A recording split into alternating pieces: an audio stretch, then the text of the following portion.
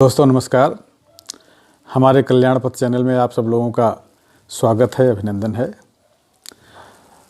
दोस्तों, धोखेबाजी का फल हमेशा बुरा ही होता है। व्यक्ति जैसा बोता है वैसा ही काटता है। इसलिए कहा जाता है कि हमेशा हर रिश्ते में ईमानदारी दिखानी चाहिए। तो आइए दोस्तों, इस बात को हम पंचतंत्र की एक कहानी के माध्यम से समझने की कोशिश करते हैं। कहानी का शीर्षक है बूढ़ा आदमी, युवा पत्नी और चोर। कहानी इस प्रकार है। सालों पहले एक गांव में सूरज नाम का एक किसान अपनी पत्नी के साथ रहता था।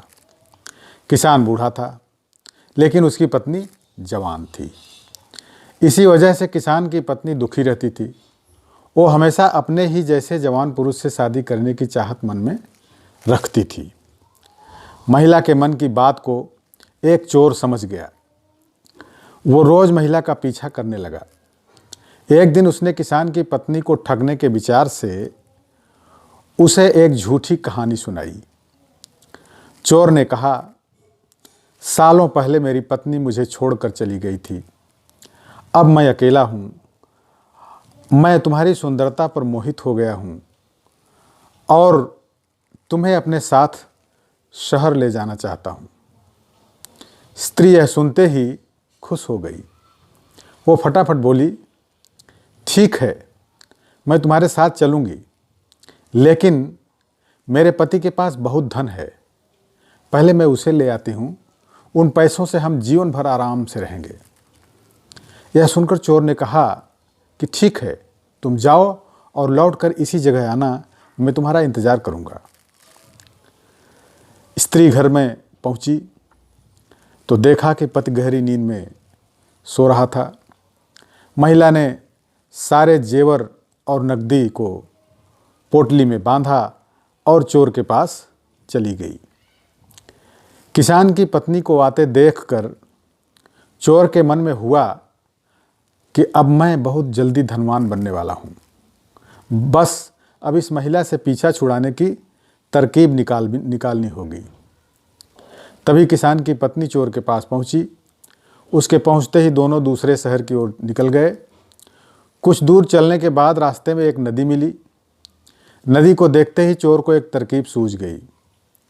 वह महिला से बोला, देखो नदी गहरी है, इसे मैं तुम्हें पार करवाऊंगा, लेकिन पहले मैं यह पोटली नदी के उस पार रखूंगा, फिर तुम्हें साथ ले जाऊंगा।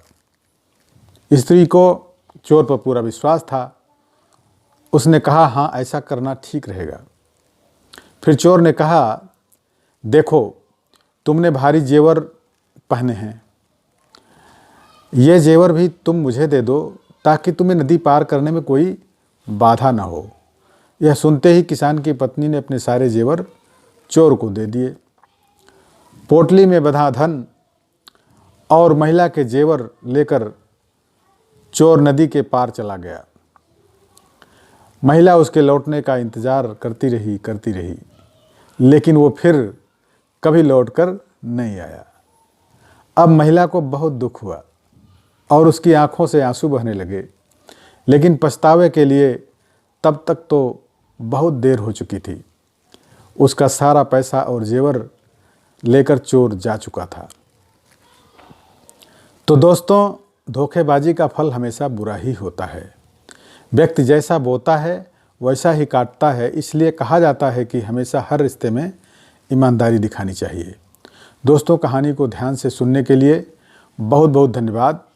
दोस्तों, मेरे चैनल को जिन लोगों ने अभी तक सब्सक्राइब न किया हो, कृपया सब्सक्राइब कर दें और वीडियो को लाइक तथा शेयर करें। शीघ्र ही एक नई और दिलचस्प कहानी के साथ मैं आपके समक्ष फिर से हाजिर होऊंगा। बहुत बहुत धन्यवाद।